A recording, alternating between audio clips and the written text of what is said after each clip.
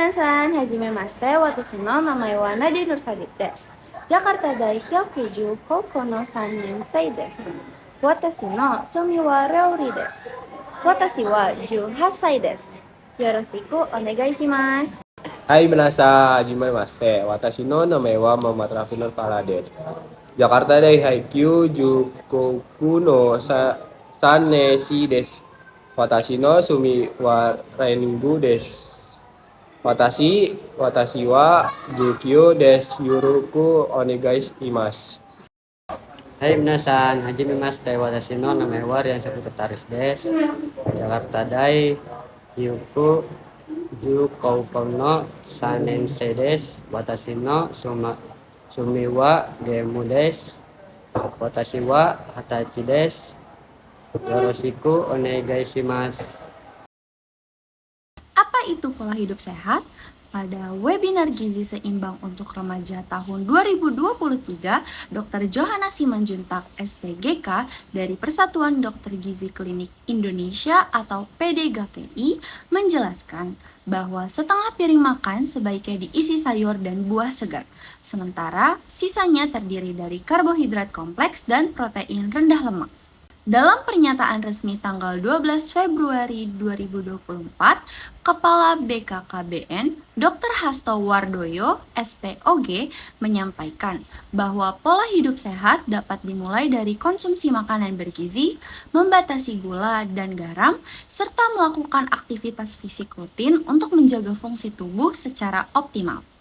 Berdasarkan artikel edukasi yang dipublikasikan oleh Ketua Perhimpunan Dokter Spesialis Kardiovaskular Indonesia atau PERKI, Dr. Isman Firdaus, pola hidup sehat berperan penting dalam mencegah penyakit jantung melalui olahraga teratur, tidur cukup, dan pengelolaan stres. Apa itu pola hidup sehat? Lakukan olahraga yang cukup, konsumsi makanan seimbang, dan dapatkan istirahat berkualitas untuk mencegah penyakit akibat gaya hidup. Pernyataan ini disampaikan oleh Japan Health Promotion and Fitness Foundation dalam acara pembukaan Bulan Promosi Pencegahan Penyakit Gaya Hidup yang berlangsung pada tanggal 27 Juni 2024 di Osaka. Lingkungan yang bersih menjadi dasar penting bagi kenyamanan dan kesehatan setiap individu, terutama bagi para siswa yang menghabiskan sebagian besar waktunya di sekolah. Kebersihan yang terjaga tidak hanya menciptakan suasana belajar yang menyenangkan, tetapi juga membentuk kebiasaan positif, rasa tanggung jawab, serta kepedulian terhadap lingkungan sekitar. Dalam konteks pendidikan Jepang dan Indonesia memiliki cara masing-masing dalam menanamkan budaya kebersihan kepada siswa. Jepang dikenal dengan kegiatan Shouji, yaitu membersihkan sekolah bersama sebagai bagian dari pembelajaran karakter. Sementara di Indonesia, kebiasaan seperti piket kelas dan Jumat bersih menjadi sarana untuk menumbuhkan kerjasama dan gotong royong. Melalui perbandingan ini, kelompok kami ingin melihat bagaimana kedua budaya tersebut berkontribusi dalam membentuk sikap disiplin dan rasa peduli pada generasi muda. Hasil survei budaya kebersihan siswa Jepang. 92% siswa melakukan kegiatan Shouji setiap hari, seperti menyapu, mengepel, membersihkan lorong, dan toilet. 100% sekolah tidak memiliki petugas kebersihan khusus di dalam kelas, semua ditangani oleh siswa. 85% siswa menyatakan bahwa Shouji meningkatkan kedisiplinan dan kerjasama. 89% responden merasa sekolah menjadi lebih nyaman setelah adanya rutinitas kebersihan. Area yang paling sering dibersihkan, kelas, lorong, halaman depan, dan ruang makan. Hasil survei budaya kebersihan siswa Indonesia. 68% siswa mengatakan piket kelas dilakukan 2-3 kali per minggu. 72% sekolah memiliki petugas kebersihan sehingga tidak semua area dibersihkan oleh siswa. 60% responden menilai toilet sekolah membutuhkan peningkatan kebersihan. Program kebersihan paling umum seperti piket kelas, Jumat bersih, kerja bakti. 76% siswa merasa kebersihan berpengaruh besar pada kenyamanan belajar. Cara siswa Jepang menjaga kebersihan dan membuang sampah. Siswa mengikuti Shouji no Jikan setiap hari, seperti menyapu, mengepel, membersihkan toilet, koridor, dan halaman. Setelah kegiatan bersih-bersih, sampah tidak boleh langsung dibuang, tetapi harus dipilah ke dalam morugomi, yaitu sisa makanan, kertas, tisu, monegomi, kaca, logam, keramik, shigengomi, kertas, botol PET yang dicuci, kaleng. Terdapat petugas kelas yang mengecek apakah pemilahan sudah benar. Sampah yang dipilah ditempatkan di bank sampah sekolah sesuai kategori. Sistem ini mengajarkan tanggung jawab, kesadaran lingkungan, dan disiplin. Pesan mendalam, apa yang dilakukan siswa Jepang dalam budaya kebersihan sekolah? Siswa Jepang melakukan kegiatan Shojino jika yaitu rutinitas bersih-bersih sekolah yang mencakup menyapu, mengepel, bersihkan meja, papan tulis, toilet, dan tangga, hingga sampai area luar kelas. Selain itu mereka juga melakukan pemilihan sampah secara mandiri. Sampah yang dipisah menjadi burnable atau non-burnable, serta kategori daur ulang seperti kertas, botol PET, dan kaleng. Semua kegiatan ini dilakukan sebab bagian dari aktivitas harian sekolah, bukan tugas petugas kebersihan. 2. Siapa yang terlibat dalam kegiatan kebersihan sekolah di Jepang? Seluruh siswa dari tingkat SD hingga SMA wajib ikut terlibat dalam kegiatan bersih-bersih. Guru juga berpotensi untuk memberikan contoh dan memastikan kegiatan berjalan dengan disiplin. Selain itu, setiap kelas terdapat komite kebersihan yang bertugas untuk mengatur jadwal, membagi kelompok, dan memastikan pemilihan sampah yang dilakukan dengan benar. Tugas kebersihan kota hanya bertanggung jawab pada pengangkutan sampah, bukan membersihkan sampah di sekolah. 3. Di mana kegiatan kebersihan dilakukan di sekolah Jepang? Kegiatan Shojinjikan dilaksanakan di seluruh area sekolah. Pengecualian siswa membersihkan ruang kelas, ruang musik, ruang guru, toilet, dan halaman sekolah.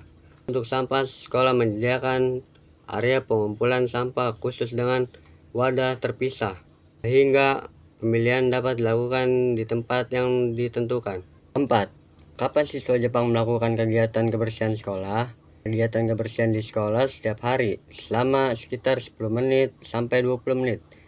Biasanya setelah istirahat menjelang waktu pulang sekolah. Dan itu terdapat osoji atau pembersihan akhir semester.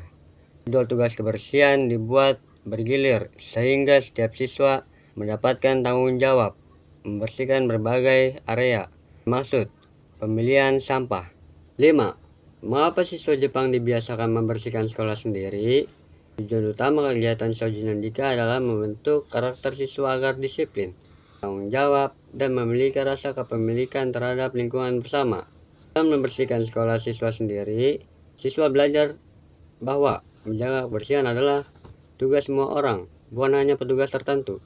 Kebiasaan memilih sampah juga menumbuhkan kesadaran lingkungan sejak dini, sehingga mereka terbiasa hidup teratur dan menghargai ruang publik. 6. Bagaimana siswa Jepang melaksanakan kegiatan kebersihan dan pemilihan sampah? Siswa mulai dengan menyiapkan alat seperti sapu, pel, dan kain lap. Tugas juga dibagikan sesuai kelompok. Lalu mereka membersihkan area masing-masing secara teratur. Untuk sampah, siswa membuang dan memilih sampah sesuai kategori. Misalnya, membilas botol PET belum dimasukkan ke dalam wadah. Setelah itu, komite kebersihan memeriksa kembali apakah sampah yang dipilih dengan benar. Semua dilakukan dengan cepat, rapi, dan penuh kerjasama. Cara siswa Indonesia menjaga kebersihan dan membuang sampah. Siswa melakukan piket kelas, menyapu, merapikan meja, menghapus papan tulis, dan sekali kerja bakti. Dalam kegiatan bersih-bersih, sampah biasanya langsung dibuang ke tempat sampah umum. Beberapa memiliki tong sampah organik, non-organik, tetapi penggunaan dan pemilihan belum konsisten. Tahap akhir mengelola sampah mayoritas dikerjakan oleh petugas kebersihan, bukan siswa. Dan fokus pada ruangan yang rapi, bukan pada pemilihan atau pengelolaan sampah. Pembahasan mendalam. 1. Apa yang dilakukan siswa Indonesia dalam menjaga kebersihan sekolah? Siswa Indonesia melakukan kegiatan kebersihan seperti menyapu kelas, membersihkan halaman, serta membuang sampah pada tempatnya.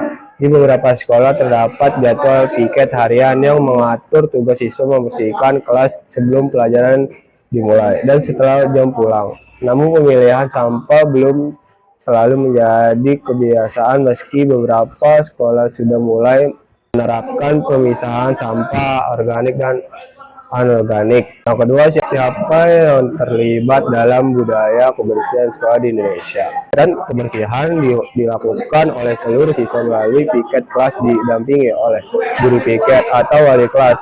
Selain itu, banyak sekolah di Indonesia tetap mempekerjakan petugas kebersihan untuk tugas harian yang lebih berat seperti membersihkan toilet, taman, dan area luar di sekolah yang mengikuti program Adiwiyata. Terdapat juga tim lingkungan hidup siswa yang mengelola bank sampah dan edukasi kebersihan. Ketiga, di mana kegiatan kebersihan dilakukan di sekolah Indonesia. Kegiatan kebersihan dilakukan di ruang kelas, halaman, tempat sekolah, koridor, serta area tertentu seperti musola atau ruangan organisasi.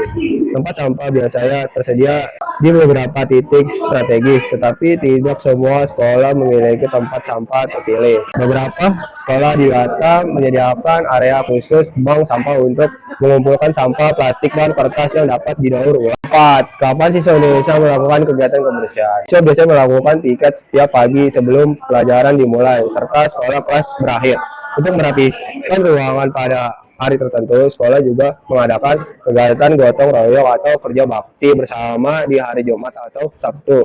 Beberapa sekolah mengadakan jadwal kebersihan tambahan menjelang acara besar atau kunjungan resmi. 5. Mengapa siswa Indonesia dihabiskan menjaga kebersihan sekolah? Tujuan kegiatan kebersihan adalah menambahkan kedisiplinan, tanggung jawab, dan budaya gotong royong pada siswa. Sekolah ingin membentuk lingkungan belajar yang nyaman, sehat, dan bebas penyakit. Program pemerintahan seperti Adiwiyata menekankan hingga pembiasaan membuang sampah pada tempatnya dan membangun kepedulian terhadap lingkungan sejak dini. 6. Bagaimana siswa Indonesia melakukan kebersihan dan membuang sampah? Siswa mengikuti jadwal piket untuk menyapu, mengepel, dan membersihkan kelas.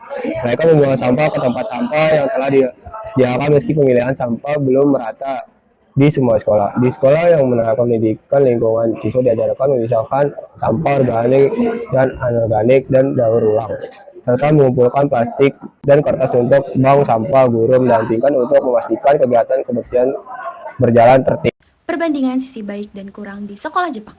Kelebihan, melatih tanggung jawab dan kedisiplinan siswa melalui Souji no Jikan. Membiasakan kerjasama karena semua siswa membersihkan sekolah tanpa kecuali. Menumbuhkan kesadaran lingkungan, terutama melalui pemilahan sampah.